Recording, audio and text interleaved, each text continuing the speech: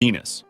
Venus is the closest planet to Earth, sitting just 40 million kilometers away. This means the journey there would be relatively short, about 4 months. Its size and gravity wouldn't pose much of a problem, as they're pretty similar to Earth's. The first real issue you'd face, though, would be those beautiful yellow clouds you'd see as you approached the surface. Unfortunately, they're made of sulfuric acid, a highly corrosive substance that would destroy your lungs in seconds. But let's assume you've got a spacesuit advanced enough to filter it out. As you descend to the surface, you'd notice visibility dropping drastically. The atmosphere becomes incredibly thick, made mostly of carbon dioxide, so you wouldn't be able to see much. Then there's the heat, an unbearable 450 degrees Celsius. If that wasn't enough, only about 10% of the sunlight reaches the surface, as it's blocked by the thick atmosphere, so it'd be pretty dark. On the surface, moving your arms and legs would be a serious struggle. Even though gravity is nearly the same as on Earth, the air is so dense you'd feel like you're wading through a heavy liquid. With a good pressurized suit, you might last a few seconds down there, but before long, the pressure, about 92 bars compared to Earth's 1 bar at sea level, would crush your suit. And if that didn't kill you, the sulfuric acid you'd start breathing once your suit broke definitely would.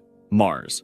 Mars is the second closest planet to Earth and the most habitable of all 8 planets. Daytime temperatures are much less extreme compared to Mercury and Venus, reaching up to a relatively comfortable 20 degrees Celsius. However, the real challenge comes at night, or in certain parts of the planet, where temperatures can drop as low as minus 153 degrees Celsius. Another big issue, similar to Mercury, is Mars's incredibly thin atmosphere. It's mostly made up of carbon dioxide, with only trace amounts of oxygen, meaning there's not that much breathable air. This thin atmosphere also results in low pressure and high levels of radiation exposure, both of which are incredibly dangerous. The average natural radiation level on Mars is 24 to 30 rads, which is about 40 to 50 times the average on Earth. On top of that, Mars experiences frequent and extremely violent dust storms, with wind speeds reaching up to 100 kilometers per hour.